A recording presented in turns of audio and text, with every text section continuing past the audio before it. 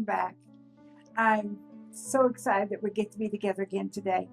And I want to talk to you. I'm doing this series on the kings of Israel, and I know some people think, oh, the kings of Israel. Well, it's kind of like the good, the bad, and the hideous. But I wanted to talk about several of them. The one I'm talking to you today about is King David. And I have to tell you, just be prepared. This is going to be a two-part teaching because there's so much about David. And he's such an amazing man. And before we get started, I want to tell you about this book because I keep forgetting to do my commercials, and they tell me I should be doing this. But this book is called Valor, and this is the story of King David and his wife Abigail. Actually, it's her story, but she was his third wife, I guess. And how that all unfolded, and a lot of drama in it, and a lot of romance, and a lot of getting things on working out together for God. So you can get that on Amazon. It's called Valor, and be sure to buy the Valor by me because there's other Valors out there.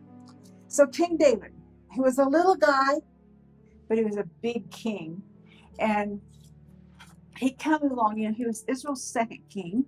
He was King Saul, Israel's first king, and he had a lot of vibrancy to his life. He was a pretty amazing character. He started off as a shepherd, a little kid in Bethlehem, south of Jerusalem, and he rose to the king of Israel. So we all know so many stories about him. We know the drama and the trauma, and he's a young boy when he gets pushed to the forefront. We've asked in the last lesson, why did Israel need a king? She didn't need a king. She wanted a king. There's a big difference between needing and wanting. Actually, Israel had God, the Father, as their king, as their leader, as their high priest, but they wanted someone tangible, a human being that they could see and follow. And so Saul was the first king, who lost his anointing, and so David became the second king. Even though he was anointed to be king early on, it was a long time before he finally came to the kingship. The story of King David is first found in the two books of Samuel. Samuel, book 1, chapter 16.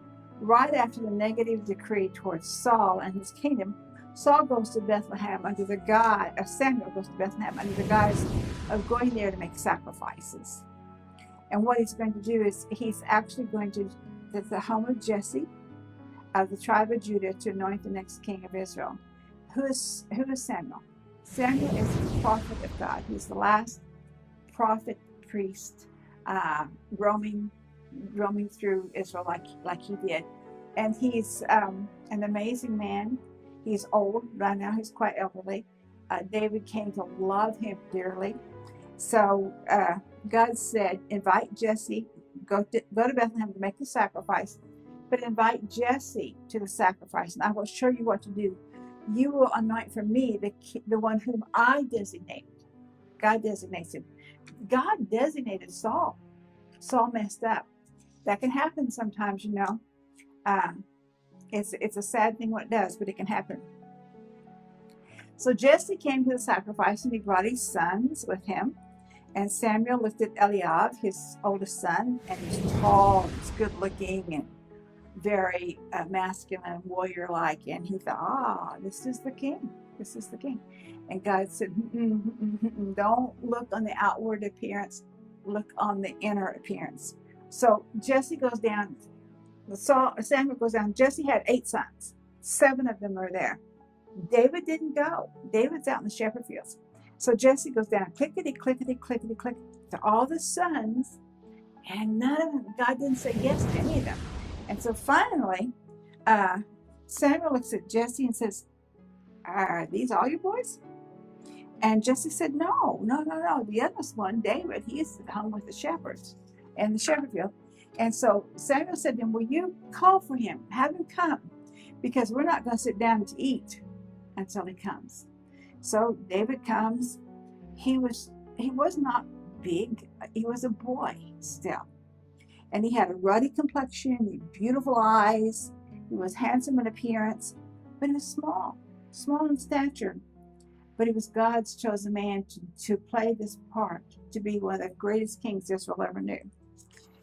So Samuel looks at him, and God speaks to Samuel and says, this is the one. So Samuel took the horn of oil and anointed David right there in the midst of his brothers. Now, I am sure they kind of wondered, really? The kid? But it was the kid that God was raising up to be the mighty king of Israel. The Spirit of the Lord came mightily up on David from that day forward, and he became not only righteous, he was already righteous, but he became more powerful than ever.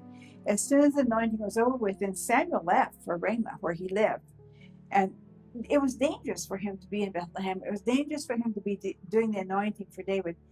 The whole thing was dangerous because if Saul found out about it, he undoubtedly would annihilate them. I mean, you know, Saul had been an humble man when he first came to the kingship, but now he kind of liked this power and this authority he had, and so he was going to protect it by killing whomever might be his competition. Now, we all know the story of David and Goliath. We all have Goliaths in our own life, but David and Goliath is a story that children still love to tell and hear, and it's a story that we can learn so much from. So let's go over it again. Remember, Goliath is this giant of a man.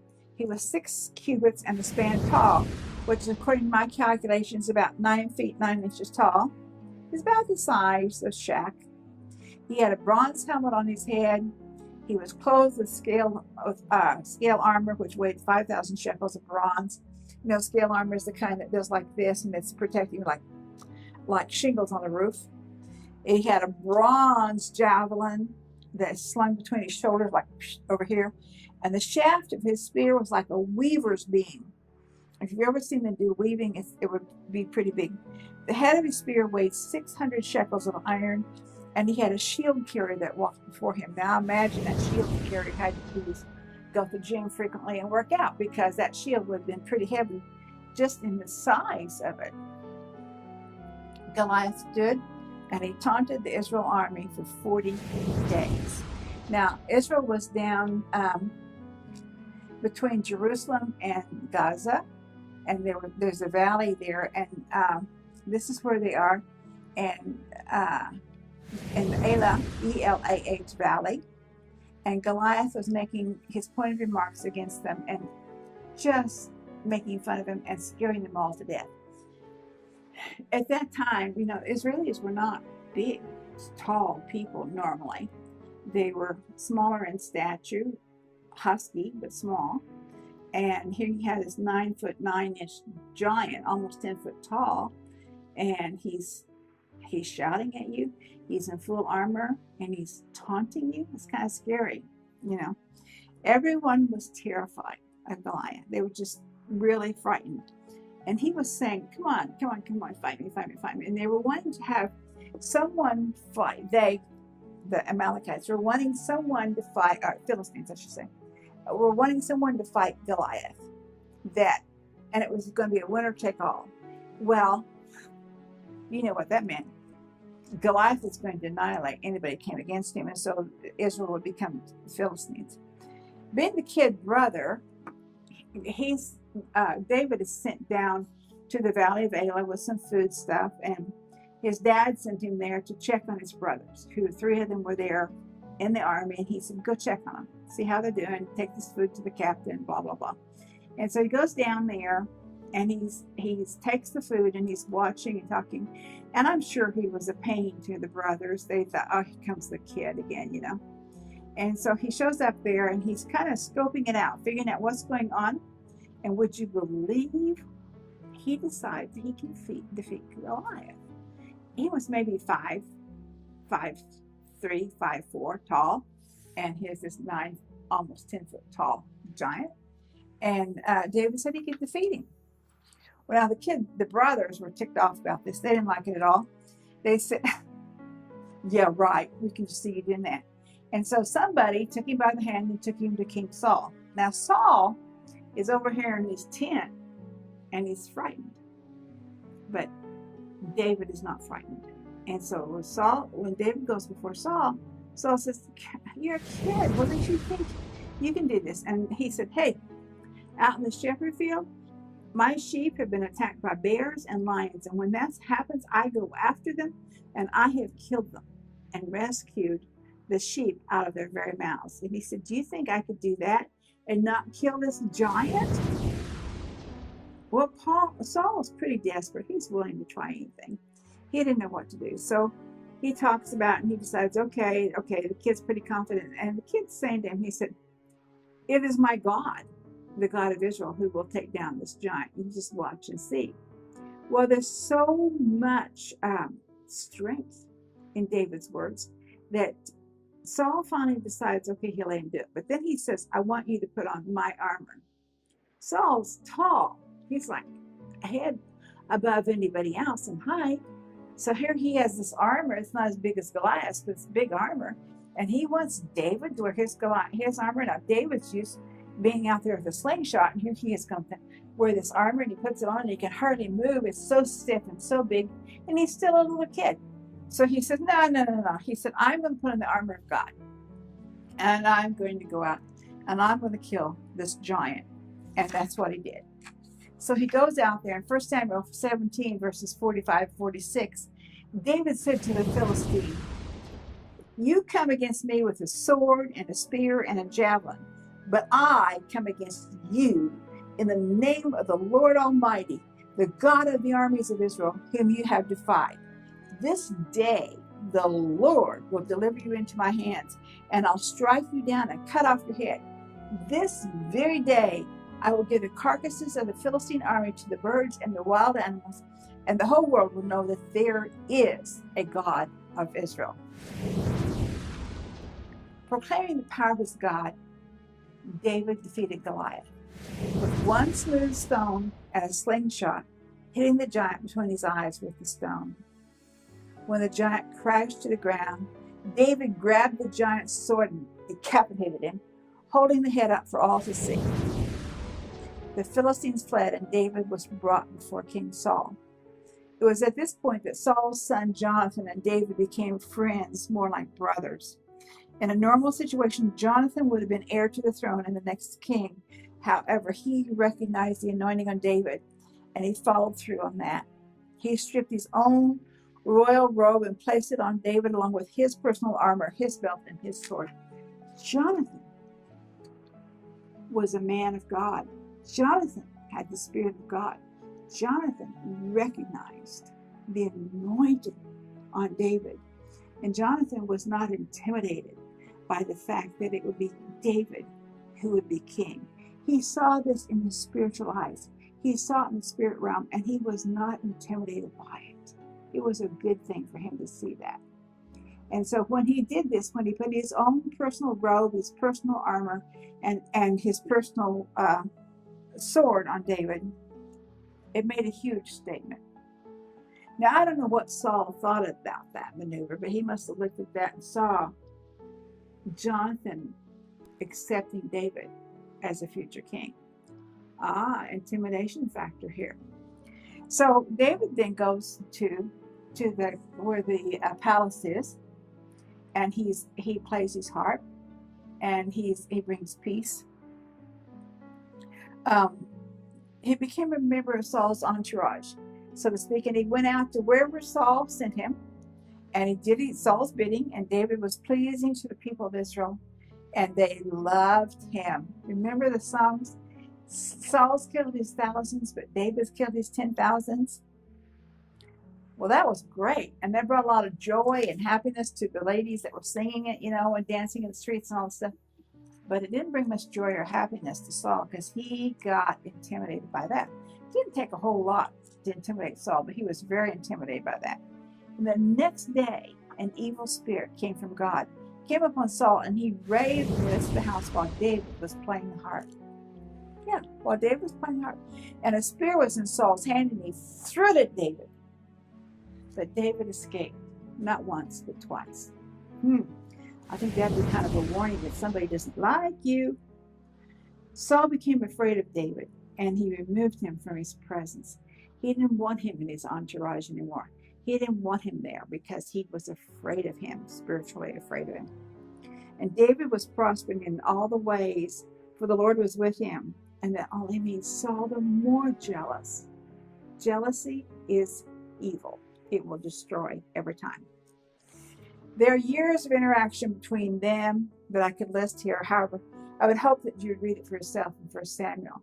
So David begins to have to hide out from Saul. It became so bad. What I want you to get to know is the relationship between David and Jonathan. It was a pure relationship. Don't try to read anything into it that wasn't there. There was nothing sinful about this relationship. It was a pure friend relationship. It was like brothers. Jonathan was tender in spirit, not influenced by evil spirits as his father was. And he understood the present and the future, and he stood with David and even protected David from his own father. Several times, Jonathan warned David of his father's evil intention. One of the most profound encounters between David and Saul was in the desert region of Israel, while Saul and his army were hunting David.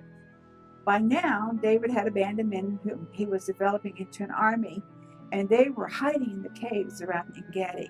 Now, En-Gedi is on the desert. It's just right off of the Dead Sea, and you can go back, way back, hiking hike for 30 minutes maybe, back into this beautiful waterfall, and it's just serene. You have the very, very hot desert, but you have the En-Gedi waterfall, and you can swim. It's gorgeous. And then all around it are caves and things like that. So they were hiding in these caves. Now, someone had ratted David out and told Saul that he's down there. He's hiding in the caves. So Saul went down looking for him. Well, one of these times, Saul had to go to the restroom. So he went into one of the caves to have privacy while he squatted and did his business. David and his men were in that cave. And so David crept up behind Saul and cut a piece of his robe off and then crept back. And then when Saul went back outside and got on his horse and was riding away, David went out, and when there was a safe distance, David went out and he held up that piece of fabric that he cut from Saul's robe, and he used it as a witness to Saul, saying, "Look, I could have killed you. You were this close to me. I don't have any harm. I don't have any evil intention towards you." And Saul was embarrassed, but he understood how wrong he was, so he rode off that time. It was one of those things where, had he have pulled his act together, he being Saul, had he pulled his act together at that time, things would have been different. Things could have changed, but he just didn't have the capacity to do that. 1 Samuel 18:29 says that Saul was David's enemy continually. One of the most profound moments during this time was when David went to the priest of Nob, just north of Jerusalem. And I've written about that in this book. The priests of Nob, the tabernacle was not set up in Jerusalem yet. The tabernacle was at Shiloh. So the priests of Nob were just north of Jerusalem, probably French Hill today. And David was alone, away from his family and friends. He did have some of his men with him. He was hungry. He had no weapons, and he was running from Saul. And when he went there, the priest said they didn't have any kind of food for him other than the showbread. And if he had been pure, and if he and his men had not been with women in so many days, then they could have the showbread and eat from that. And so they took that and ate from it. Also, the sword of Goliath had been stored there where these priests were. So because David didn't have any weapons, he took that sword. It was by right his anyway. He took that sword and left there. He rode off with his men to the desert hideaway. The tragedy of this is that day that David was there, so was Doeg, D-O-E-G. I'm sure there's another way to pronounce his name. But he was an Edomite, and he was a henchman of Saul. He was not a good guy. And he saw David, and he saw what the priest gave him the bread, and he told Saul, tattletale. Yeah. So Saul summoned the priest to come to him and accused them of treason. Actually accused them of treason. And Saul said that he alone was God in his palace. That means in my home, in my place, in my my kingdom. I am the God. And he said, the priest didn't yield to him. They stood firm for the God of Israel. And Saul accused them of lying and told his men to kill him, kill the priest. The men would not kill a priest, but Dog, the Edomite, did it. He killed 85 priests that day. And then they attacked Nob, the little community where they lived, and they killed everyone that lived there, including the women and the children. How vile. While all this was going on, David was down in the desert. Someone had come to him and said they were worried about David's parents, Jesse and his wife. They live in Bethlehem. The way Saul was acting, the irrationality of his mannerisms and everything, they were afraid that Saul would come and take David's parents captive and kill them just to get even with David. And so they wanted to take David's parents, Jesse and his wife, to Moab. Now, why Moab?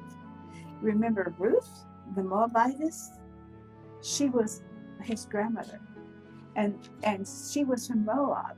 And if they took David's parents to Moab, they could stay there and stay with the king of Moab and be safe away from the grasp of Saul. So David decided he would do that. He and his men escorted his family to Moab for safety. And while he was gone, he had no idea what was happening in Moab. Nothing. Until he got back. And when he got back from Moab, somebody told him about it, and he was so grieved in his spirit. It just broke his heart that he would be the reason that Saul would want to kill these priests. He was grieved that Saul did kill them. He was grieved over all of it, and his heart ached, and he wept over it. So he went then from there to the Philistines, and he hid out the Philistines for a while. He joined the army, pretending to be a part of their army, but he and his men would go out and they would do things to fake out the Philistines because he really didn't want to unite with them. He's just getting himself a reprieve from Saul and trying to figure out what to do next, because after all, everything had gone to heck in a handbasket really, really fast. Any man who would wipe out 85 priests and their families has to be demented. And I think he had come to recognize that with Saul, that Saul was not well mentally. While he was running from Saul, he fought several of his own battles. He defeated the Amalekites, whom Saul was supposed to have wiped out years before. Remember the story of Agag. And remember, the Amalekites had attacked Ziklag, burned it with fire, and took the wives and sons of David and his men captive. Abigail, one of his wives, was there, and they took her and her child. And David inquired of the Lord if he should pursue the Amalekites and attack. Now we might say, well, of course he should pursue. It's his wife, it's his kids. But David asked, he sought the Lord out on everything he did. He didn't just shoot from the hip and go. He sought the Lord out. And so the Lord said, yes, go. And so he went and he fought the Amalekites, and he brought back the wives and the children and brought restoration to his men. Now, until he went there, the men were so mad that the Amalekites had attacked their compound or their little village where their families were and taken them captive, that they were ready to overthrow David.